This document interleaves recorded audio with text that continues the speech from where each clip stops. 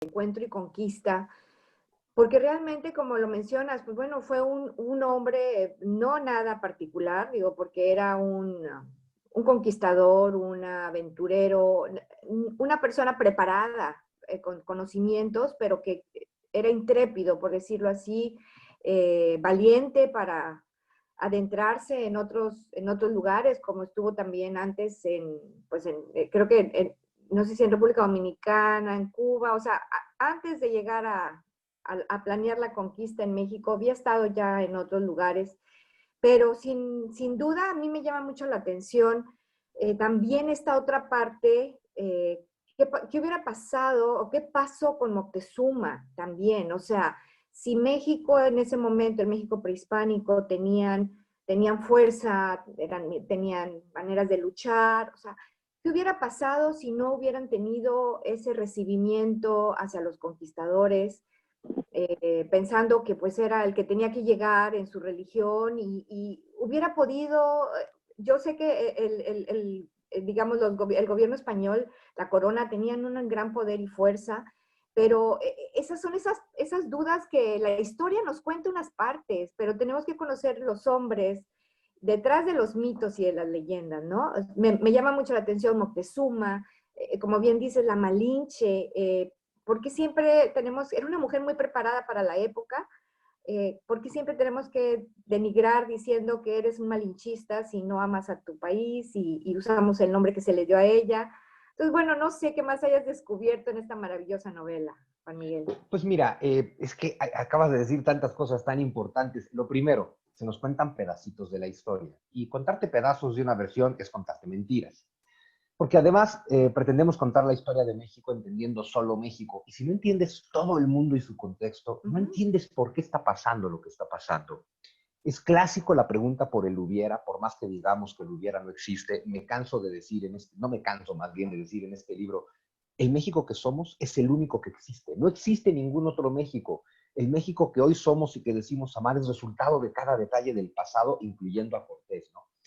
Eh, si entiendes todo el contexto histórico, entiendes lo que Moctezuma en su inmensa sabiduría entendió. Si no hubiera llegado Cortés, un mes después hubiera llegado alguien más. Y si no hubiera llegado ese alguien más, un mes después hubiera llegado alguien más. Porque estamos viendo un fenómeno mundial de movimiento donde una Europa que estuvo encerrada en sí misma durante siglos por una serie de cambios en su propia política, economía, además, más la peste negra, más el ataque de los mongoles, más el ataque de los turcos, tantas cosas que parecen no estar relacionadas con México y que están, porque derivado de las invasiones de las hordas mongolas y turcas en Europa es que los europeos acaban buscando nuevas rutas y se acaban encontrando con esto. Eh, Cortés efectivamente hay que ubicar un hombre, un muchacho que sale de España, de Castilla, porque no hay España, en 1504 con 18 años de edad.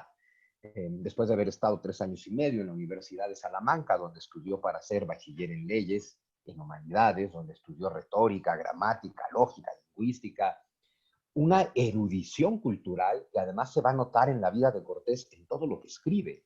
Es un hombre que escribe sus cartas a Carlos V en medio de la selva mesoamericana y cita las escrituras, cita a los filósofos griegos, cita a los autores latinos clásicos, cita la literatura medieval, cita a Julio César, a Alejandro Magno. Sí, estamos hablando de un hombre que evidentemente trae un caudal de cultura bárbaro. Con todo y que dejó Castilla a los 18 años, cuando apenas llevaban 10 años los europeos colonizando el Caribe, ni siquiera han llegado al continente, Cortés llegó a Santo Domingo, la isla llamada La Española, lo que sería Haití, bueno, República Dominicana, donde estuvo de 1504 a 1511. Y luego de ahí pasó a Cuba, donde estuvo de 1511 a 1519. Es decir, el Cortés que se aventura ya al continente, a llegar a lo que será México en el 19, pues ya lleva 15 años en el Caribe. Y en el Caribe aprendió muchas cosas. Yo creo que él ya llega con un carácter muy humanista, porque yo estoy convencido de que es un gran humanista del Renacimiento, pero además aprende de la experiencia, porque él llega a un Haití donde de una colonia de 3,000 castellanos que llegaron 2 años antes, ya murió la mitad. Y murió la mitad porque están en un entorno de violencia constante contra los indios originarios y porque hay hambruna, porque acabaron con las cosechas originales, plantaron cosechas europeas que no se han dado. Cortés se da cuenta que se están equivocando, que están replicando en el nuevo mundo los errores del viejo y que entonces el nuevo mundo va a ser igual de viejo que el otro, ¿no? Y entonces Cortés empieza a hacer su propia teoría del mestizaje y desde que llega a Haití, a la española, su planteamiento es tenemos que aprender a convivir con esta gente. Lo primero, Cortés tiene claro desde el principio, nunca lo dudó, son seres humanos y tienen alma. Y eso es derivado de lo que ha estudiado en la universidad, donde en aquella época se consideraba que el razonamiento, que la lengua es una expresión del razonamiento y que el razonamiento es una facultad del alma. Esta gente habla, razona, por lo tanto tiene alma. Cortés se va a establecer con una mujer taína, con la que va a vivir una vida familiar, con la que va a tener una hija, les va a poner el nombre de su abuela y de su madre, lo cual es incluirlas en su familia. Luego va a lograr que el Papa le legitime a la hija que tiene con esta mujer. Y es un Cortés que dice, hay que aprender a vivir con esta gente. Como en la isla de Española ya es muy difícil, Cortés se lanza en 1511 en el primer grupo de colonos que llegan a Cuba, 300 hombres. Cortés va a fundar 7 ciudades en Cuba con una nueva teoría. Sus 7 ciudades las funda donde ya había pueblos indios. El tema es, hay que vivir junto a ellos, hay que trabajar con ellos y hay que aprender a llevarnos bien con ellos. Y lo logra muy bien. Y claro, en Cuba, este hombre que además ha sido un gran empresario, ha cultivado caña de azúcar, ha estado produciendo vino, tiene barcos, es notario, es abogado, es alcalde de la ciudad de Santiago. Es un hombre que ya lo ha logrado. Y sin embargo, a los 34 años de edad, con todos los rumores de que probablemente hay tierra firme más adelante y que probablemente esté civilizada, Cortés, muy harto de los errores castellanos, dice, yo quiero ser el primero en llegar. Y llega. Y es un Cortés que si tú sigues la crónica el relato de todo lo que hace, pues llega en son de paz a todos lados. Es un Cortés que va siempre con embajadas diplomáticas, intercambiando regalos, haciendo todo tipo de protocolos diplomáticos, firmando alianzas, tratados de paz, hablando con los caciques de cada zona. Se enfrenta a muy pocas guerras y se enfrenta a guerras, claro, cuando lo reciben con guerra, eh, en una dinámica bien interesante, porque Cortés siempre hace, ¿no? Despliega su fuerza. Es algo muy civilizado. Mostrar tu fuerza para no usarla. Es como decirte, mira lo fuerte que soy, pero no te quiero hacer nada. Y los pueblos que lo reciben con la misma civilidad. Te muestro a mi ejército, pero no lo uso. Esto nos habla de un encuentro entre dos culturas muy civilizadas, ¿no? En diferentes estadios de su civilización, pero muy civilizadas.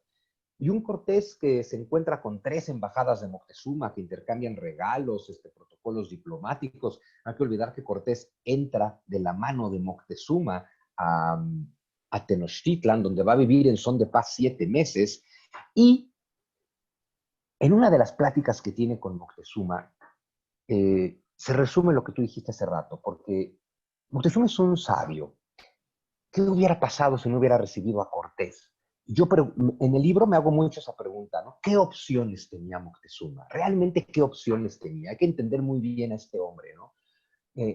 Intentó hacer la guerra, pero no tuvo, él necesita tener el acuerdo de todos los grandes señores del lago de Texcoco, no lo tiene.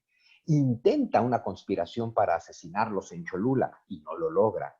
Después de eso decide recibirlo. Y en la segunda conversación que tiene con él, Moctezuma le pregunta a Cortés, ¿cuántos vienen detrás de ti? Esa pregunta tan simple engloba toda su sabiduría. ¿Cuántos vienen detrás de ti? Porque el señor lleva haciendo el Tlatoani azteca desde 1502. Desde esa época ya hay informes en el mundo maya de esta gente blanca extraña que viene de quién sabe dónde. Y lo que Moctezuma puede saber con 20 años de informe es, esta gente extraña que viene de quién sabe dónde eran muy poquitos y estaban muy lejos y cada vez son más y cada vez se acercan más y cada vez llegan en grupos más grandes.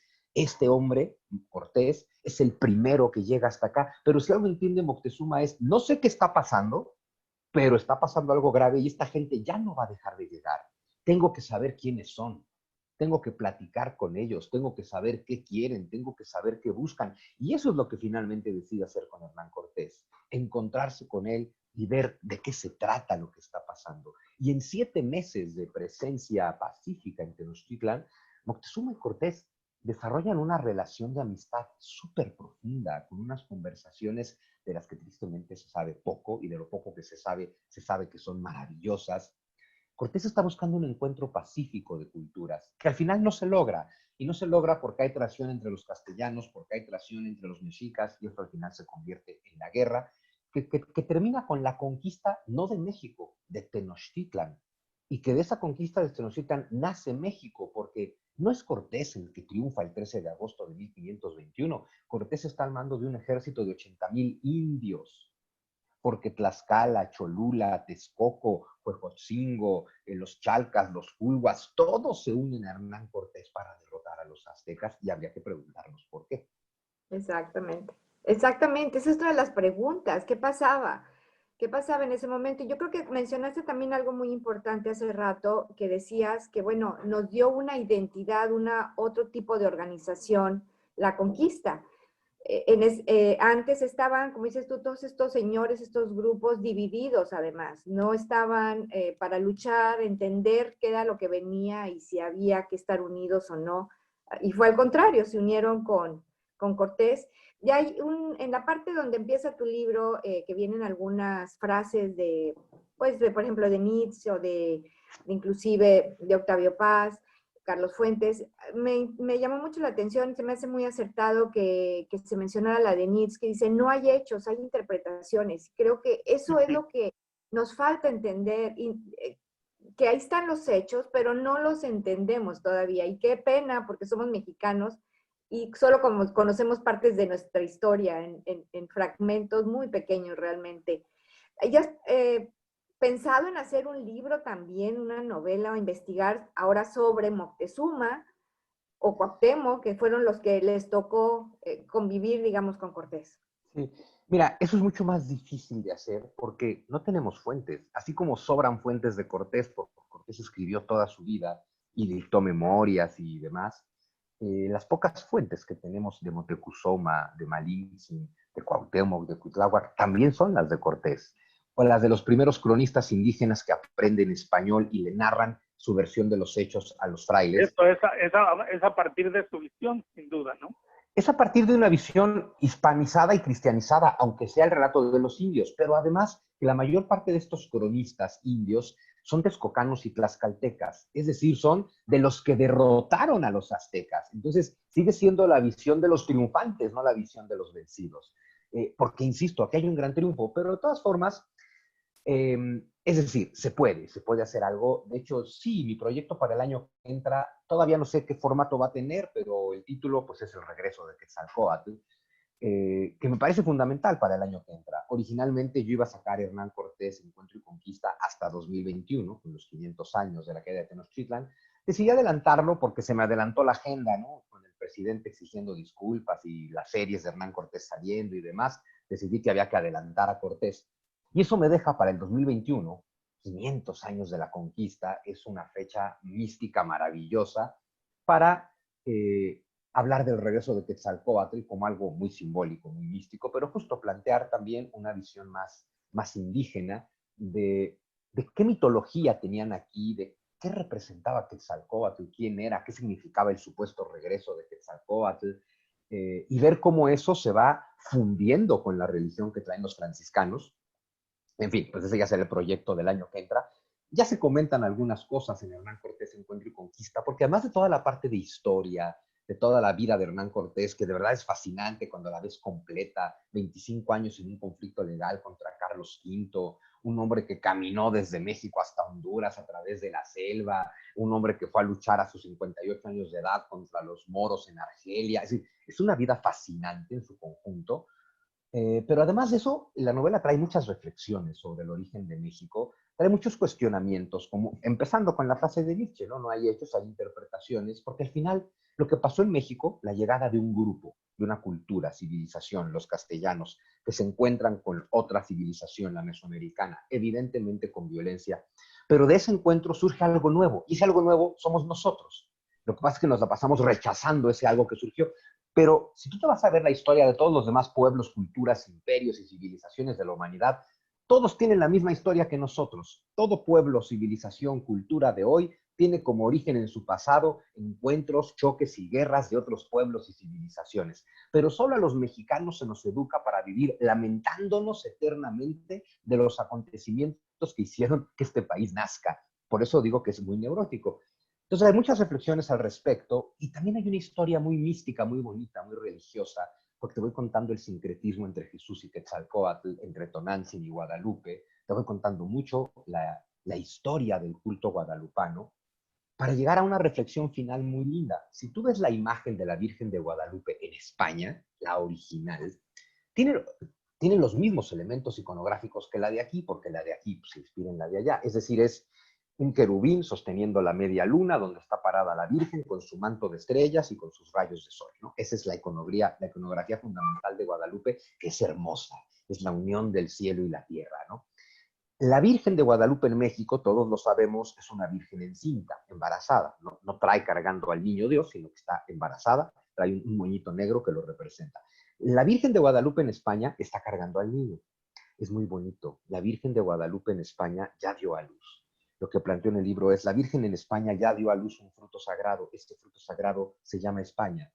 La Virgen de Guadalupe en México está embarazada, no ha dado a luz su fruto sagrado, que es México, porque lo que todavía no nace es el hermoso México mestizo que somos, porque seguimos en el conflicto de lo indio contra lo hispano, en lugar de poder asumir la fusión de lo indio con lo hispano. Lo que este país necesita para terminar de nacer y ser grande es superar el conflicto, pero llevamos toda nuestra historia enseñándonos una versión de conflicto y derrota. Entonces, este libro también es una invitación a reconciliarnos con el pasado.